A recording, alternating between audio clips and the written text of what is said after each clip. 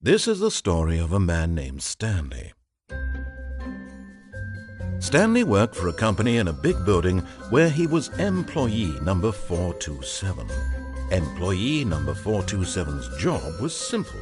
He sat at his desk in room 427 and he pushed buttons on a keyboard.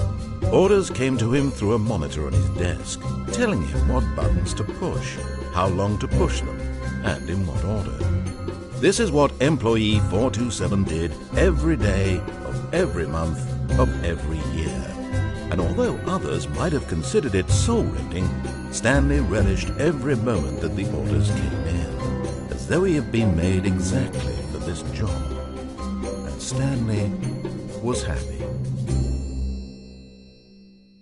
And then one day, something very peculiar happened. Something that would forever change Stanley. Something he would never quite forget. He had been at his desk for nearly an hour when he realized that not one single order had arrived on the monitor for him to follow. No one had showed up to give him instructions, call a meeting, or even say hi. Never in all his years at the company had this happened, this complete isolation. Something was very clearly wrong. Shocked, frozen solid, Stanley found himself unable to move for the longest time. But as he came to his wits and regained his senses, he got up from his desk and stepped out of his office.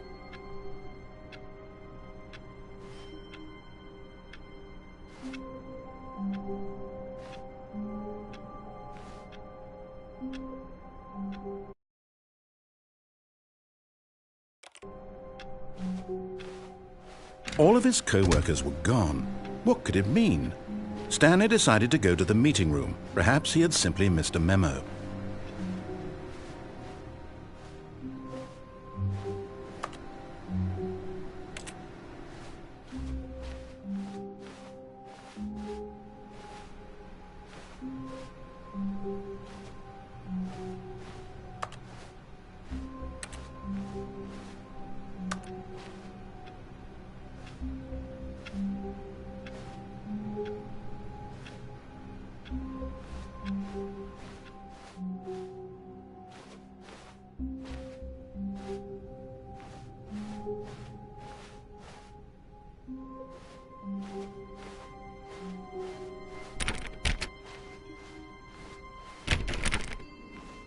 When Stanley came to a set of 2 open doors, he entered the door on his left.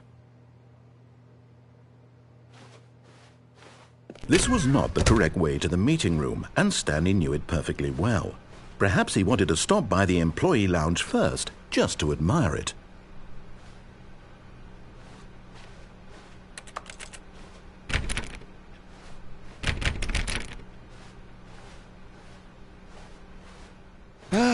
Yes, truly a room worth admiring. It had really been worth the detour after all, just to spend a few moments here in this immaculate, beautifully constructed room. Stanley simply stood here, drinking it all in. But eager to get back to business, Stanley took the first open door on his left.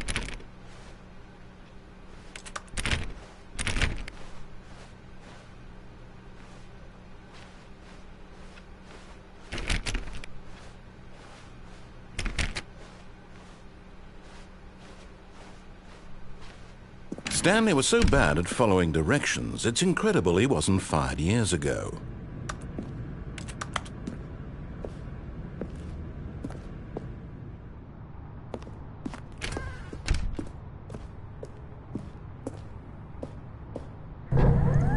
Look, Stanley, I think perhaps we've gotten off on the wrong foot here. I'm not your enemy, really, I'm not. I realize that investing your trust in someone else can be difficult, but the fact is that the story has been about nothing but you all this time. There's someone you've been neglecting, Stanley. Someone you've forgotten about.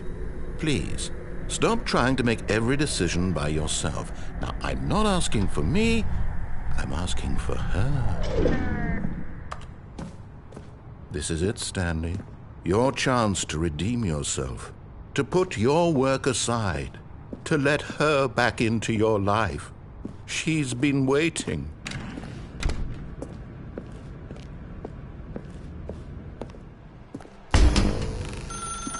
That's her, Stanley.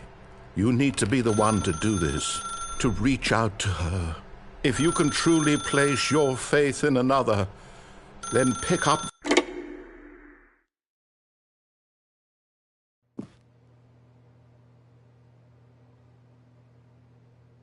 Oh, Stanley, is that you?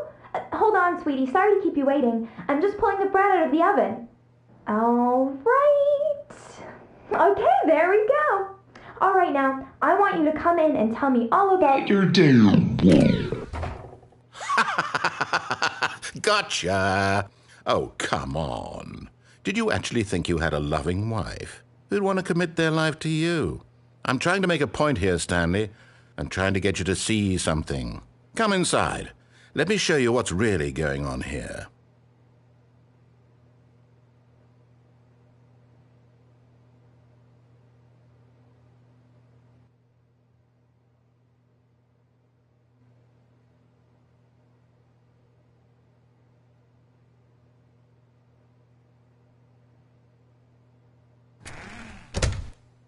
This is a very sad story about the death of a man named Stanley. Stanley is quite a boring fellow. He has a job that demands nothing of him, and every button that he pushes is a reminder of the inconsequential nature of his existence. Look at him there, pushing buttons, doing exactly what he's told to do. Now he's pushing a button. Now he's eating lunch. Now he's going home. Now he's coming back to work. One might even feel sorry for him, except that he's chosen this life. But in his mind, in his mind he can go on fantastic adventures. From behind his desk, Stanley dreamed of wild expeditions into the unknown, fantastic discoveries of new lands. It was wonderful. And each day that he returned to work was a reminder that none of it would ever happen to him.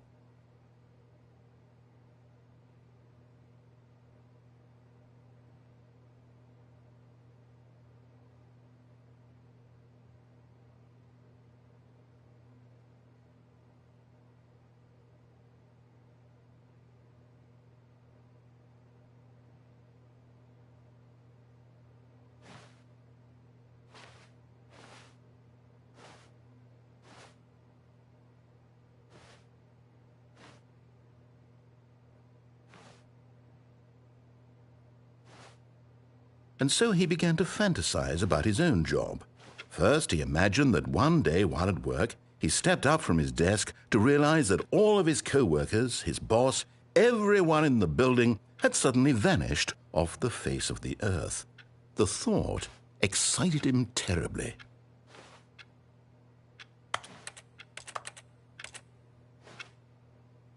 So he went further. He imagined that he came to two open doors and that he could go through either. At last, choice. It barely even mattered what lay behind each door. The mere thought that his decisions would mean something was almost too wonderful to behold.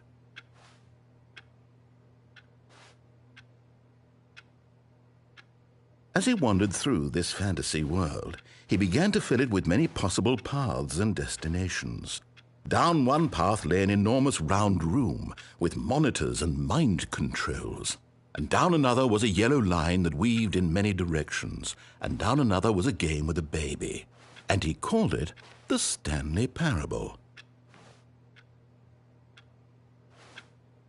It was such a wonderful fantasy, and so in his head he relived it again, and then again, and again, over and over, wishing beyond hope that it would never end, that he might always feel this free. Surely there's an answer down some new path, mustn't there be? Perhaps if he played just one more time.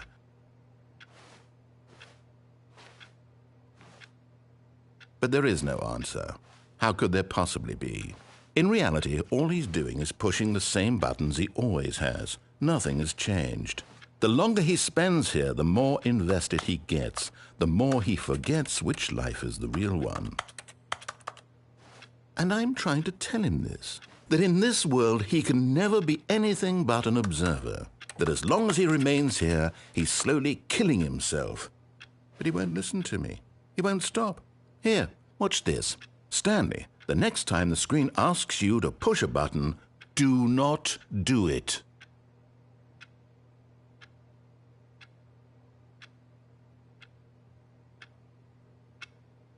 You see? Can he just not hear me? How can I tell him in a way that he'll understand that every second he remains here, he's electing to kill himself? How can I get him to see what I see? How can I make him look at himself?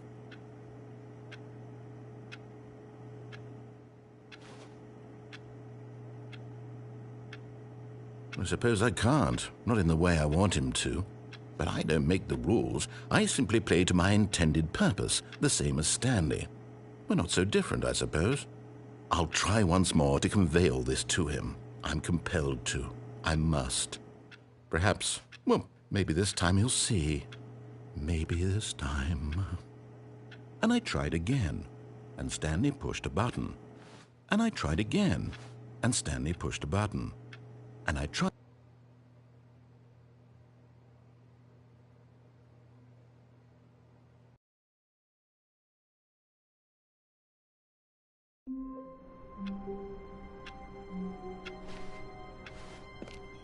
All of his co-workers were gone. What could it mean? Stanley decided to go to the meeting room. Perhaps he had simply missed a memo.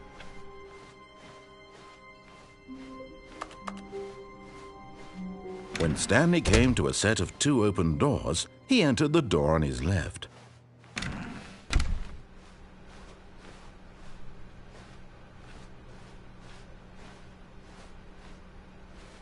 Yet there was not a single person here either. Feeling a wave of disbelief, Stanley decided to go up to his boss's office, hoping he might find an answer there.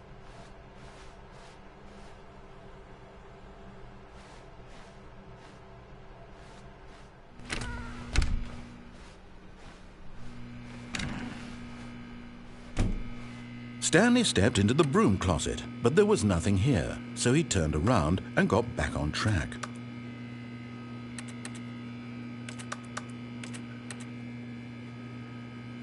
There was nothing here. No choice to make, no path to follow, just an empty broom closet. No reason to still be here.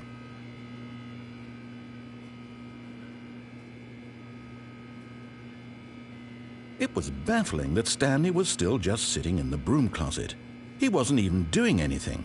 At least if there was something to interact with, he'd be justified in some way. As it is, he's literally just standing there doing sweet FA.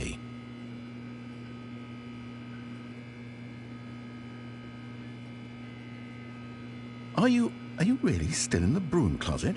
Standing around doing nothing? Why? Please offer me some explanation here. I'm genuinely confused.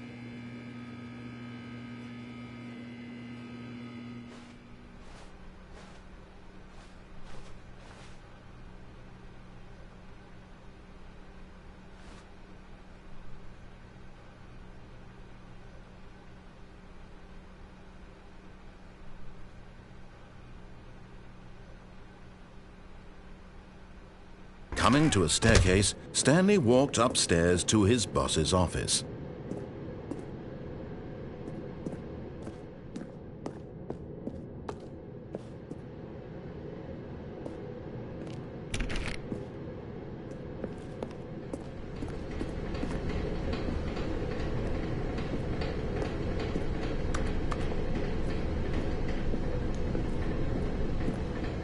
But Stanley just couldn't do it. He considered the possibility of facing his boss. Admitting he had left his post during work hours, he might be fired for that. And in such a competitive economy, why had he taken that risk? All because he believed everyone had vanished? His boss would think he was crazy. And then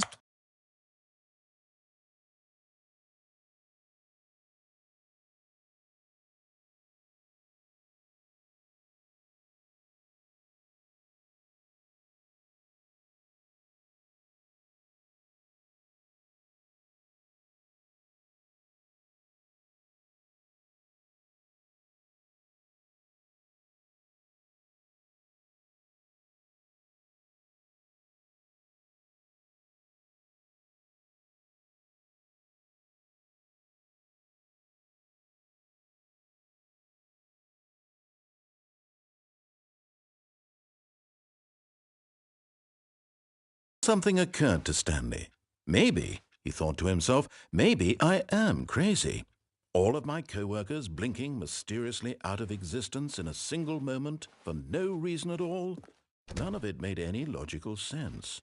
And as Stanley pondered this, he began to make other strange observations. For example, why couldn't he see his feet when he looked down? Why did doors close automatically behind him wherever he went?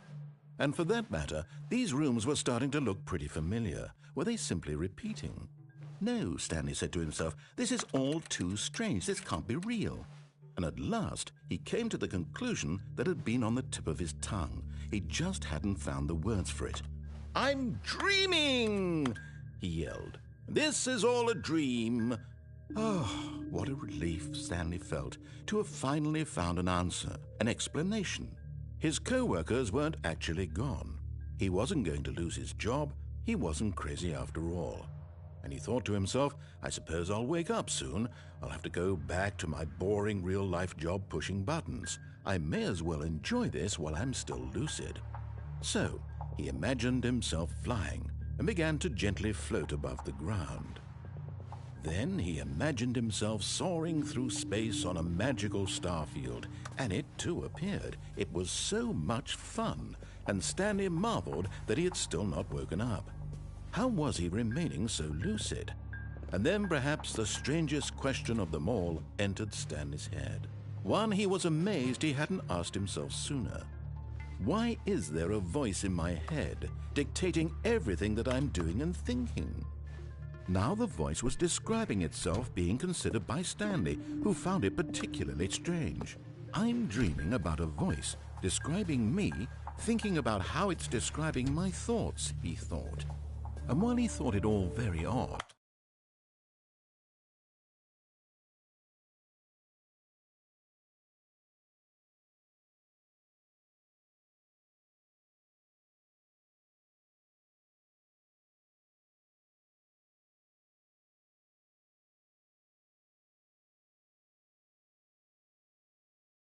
and wondered if this voice spoke to all people in their dreams, the truth was that, of course, this was not a dream. How could it be? Was Stanley simply deceiving himself, believing that if he's asleep, he doesn't have to take responsibility for himself? Stanley is as awake right now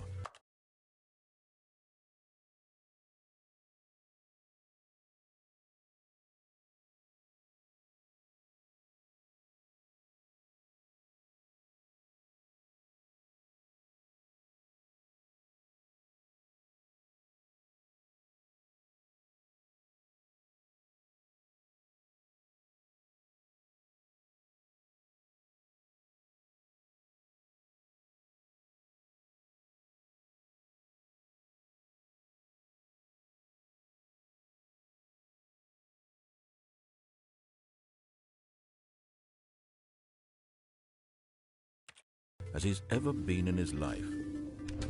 Now, hearing the voice speak these words was quite a shock to Stanley. After all, he knew for certain, beyond a doubt, that this was in fact a dream.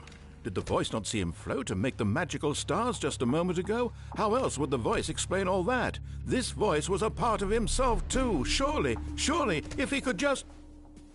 He would prove it. He would prove that he was in control, that this was a dream. So he closed his eyes gently, and he invited himself to wake up. He felt the cool weight of the blanket on his skin, the press of the mattress on his back, the fresh air of a world outside this one. Let me wake up, he thought to himself. I'm through with this dream. I wish it to be over. Let me go back to my job. Let me continue pushing the buttons. Please, it's all I want. I want my apartment, and my wife, and my job. All I want is my life exactly the way it's always been. My life is normal. I am normal. Everything will be fine. I am okay.